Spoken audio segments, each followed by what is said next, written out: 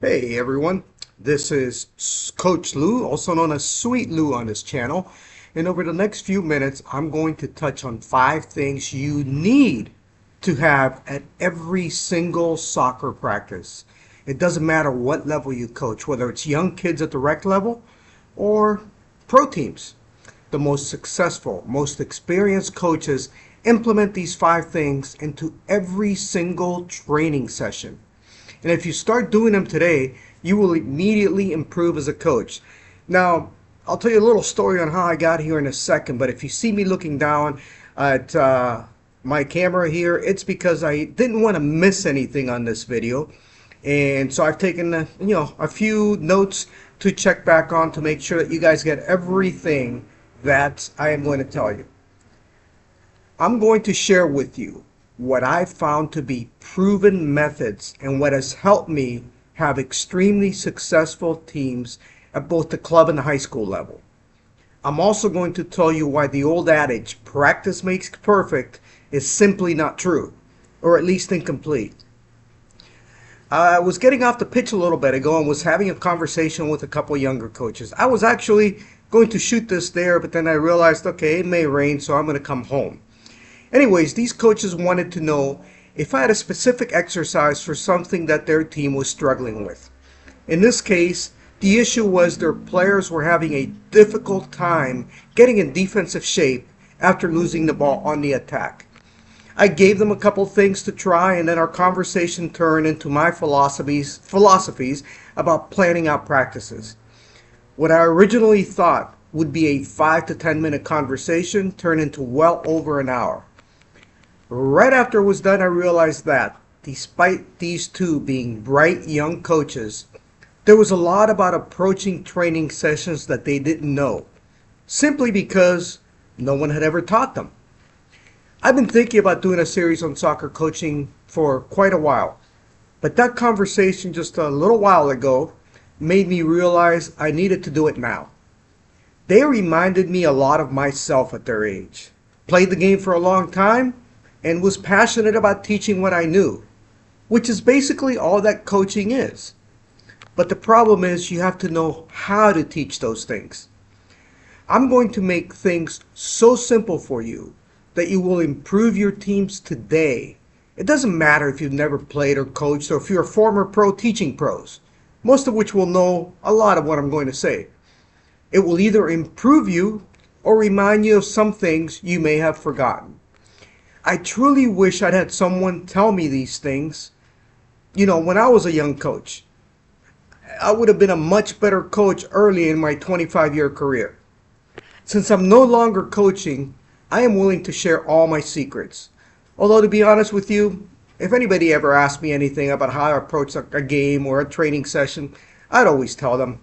But now I get special enjoyment out of helping out other coaches. Through my coaching education and experience, I have narrowed down 5 things that you must have at every single practice in order for it to be successful. If you're missing just one, chances are you left some meat on the bone. And I'm going to make it easy for you to remember.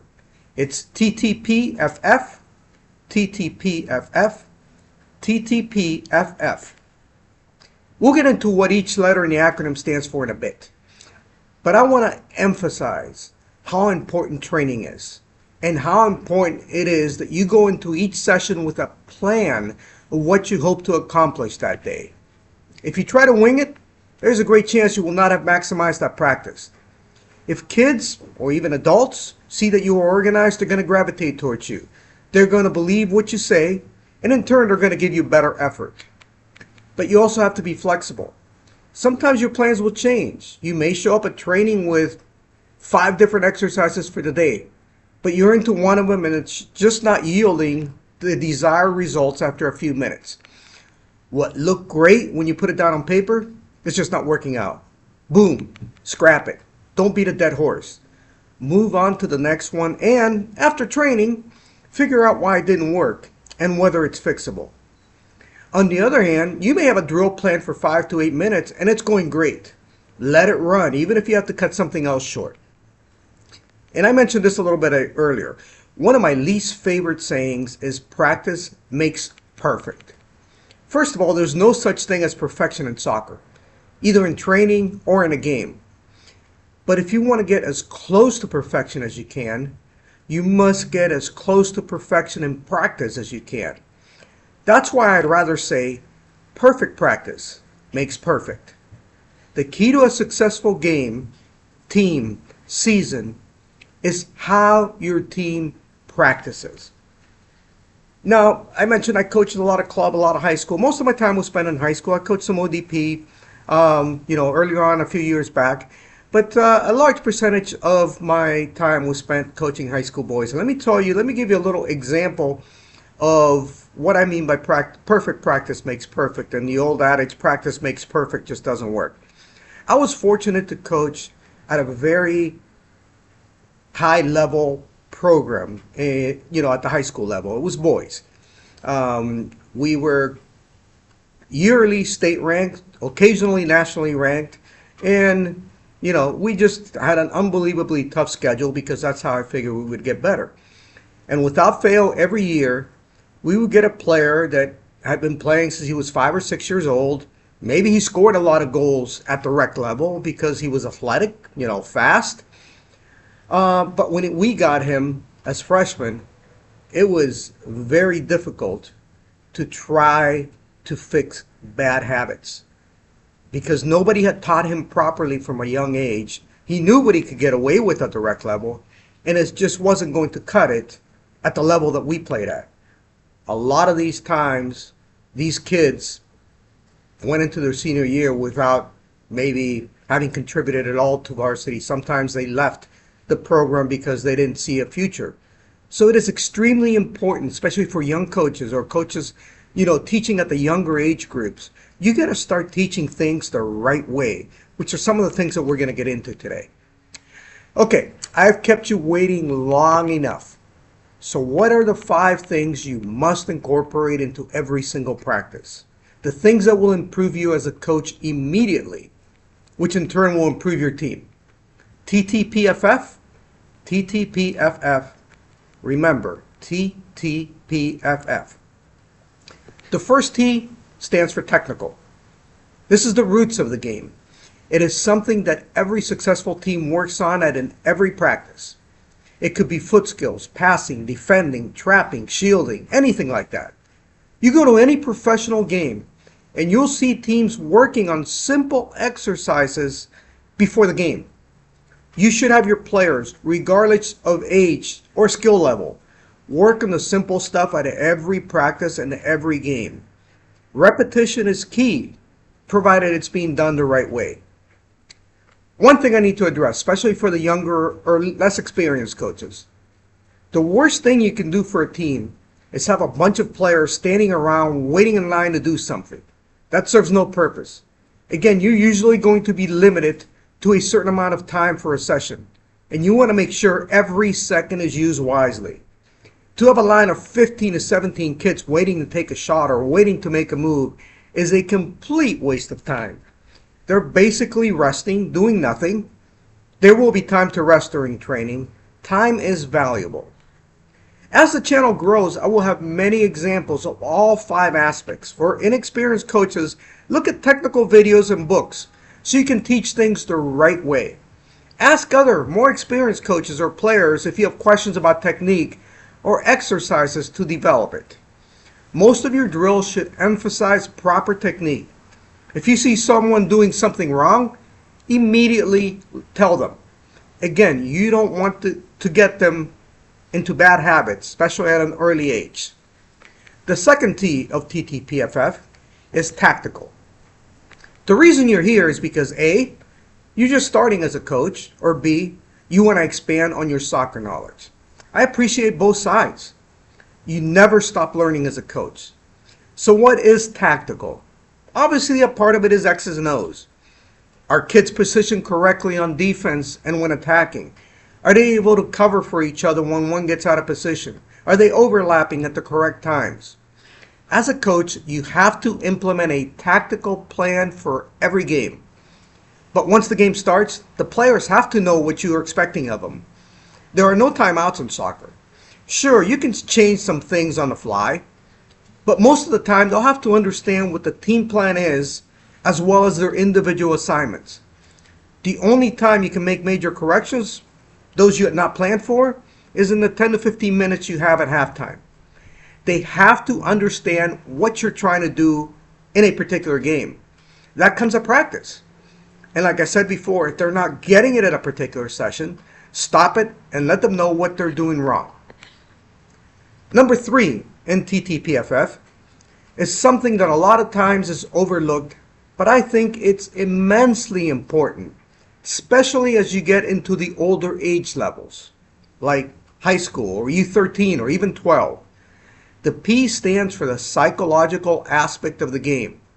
Now, I'm not talking about getting into a player's head, although as you get into the older age groups, you're probably going to be doing that somewhat. As a coach, you are going to learn that different players react positively to different motivation. You have to sort that out to maximize your team's potential. Sometimes all you need at a psychological part of the session is competition. A lot of players thrive on the competitive aspect of it, winners and losers. For those that have that internal drive, competition could be enough. They lose, they're going to get upset and they're not going to let it happen again. That's a psychological thing. But for the others, you're going to have to figure out what drives them, as a chain is only as strong as its weakest link. As a coach, I wanted my teams to be psychologically prepared for everything they might face in a game. I have so much to say about this aspect of it, but I will dedicate a full video to it, maybe more than one at some point. But I'll give you a little example. So a lot of times when coaching at the high school and the club level, I had this little thing that I would do. I would split teams up, fairly evenly into 6 versus 6, 7v7, 8 or 8v8, whatever the exercise might be. And I would get in there and ref. And I would purposefully give one team the benefit of all the calls. So basically one team was getting all the calls and the other team was getting nothing. Lots of times somebody on the team that wasn't getting the calls stopped and complained, or said something or muttered something under his breath. So I would stop it, show him a card or a make-believe card, and I would send him off for a couple minutes. So now the team's playing short-handed. And if you did this for, an 8 or 10 minute sessions, most of the time the team that's getting the calls, if they're split evenly, they're going to win whatever the competition is. But the teaching point for the team that wasn't getting the calls, what good did you do to your team by complaining to the official when there's nothing you can do to control him or her? Just worry about the things you can control. If you do this often enough, they'll understand that complaining does nothing except antagonize the official. But sometimes, I mentioned before that, you get into an exercise, whether it be technical, tactical, and it's not working, so you scrap it. Sometimes these psychological exercises or little games that you play may not work. A lot of times, work for most of them, but not all of them. I'll give you an example. This was the same, successful high school team that I was coaching, and we're playing an away game against a team that we were much better than. And we had a player, the best player in the district, as we often seem to have, who was a little bit of a hothead. He would tell you, he would complain about all kinds of little things. We'd had several conversations. We'd done a little exercise at practice, but on this particular day, it hadn't worked. And he got a warning late in the first half. It's a 0-0 game, a game that against a team that we're better than. Late in the first half, he got a warning. I took him off. I got in his face, and I said, "Hey, we don't need you. We need you on the field. We don't need you complaining to the officials." So second half started, about 5-6 minutes into the second half. He complains again. This time he gets a yellow card. Take him off the field. He sits for the rest of the game in a 0-0 game. Now, it was a non-league game. It was a regular season game. And we were fortunate enough to score in the final second to come out of there with a 1-0 win. But you know what? Not only did he learn his lesson, yes, he would complain from time to time after that, but it was minimal. But the team learned its lesson. Basically, if you don't do the things that we teach, then you're going to be sitting with the coaches and watching the game from the sidelines. And it turned out, you know what?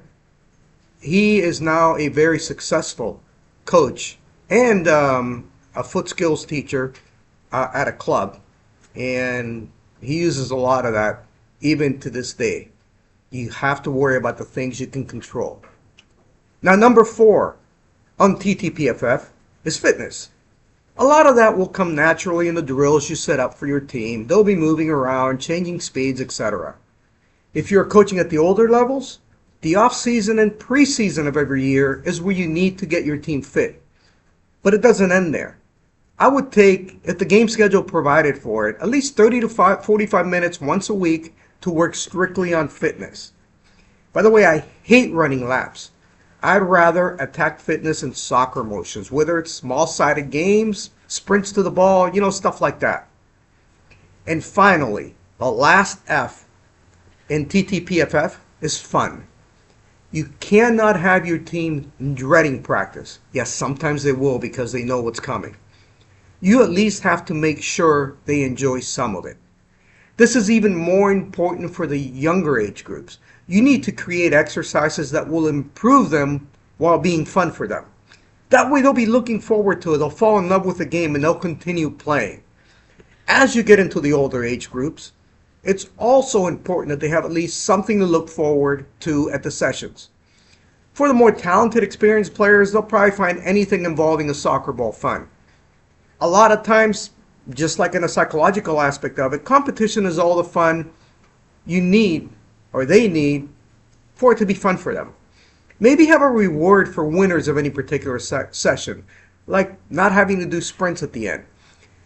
I used to give my players, the ones that won a particular exercise, these little cinnamon straws. Totally insignificant and cheap, but they loved them. It made that particular drill fun because there was something at the end for the winners. And a lot of times, it was the last practice session prior to an away game. I would tell them, okay, the winner gets the cinnamon straws, and then you'll get something extra on the bus. And I would keep track of it, and sure enough, I gave them a little something on the bus. But as you get to know your team, you realize there are certain exercises they enjoy more than others.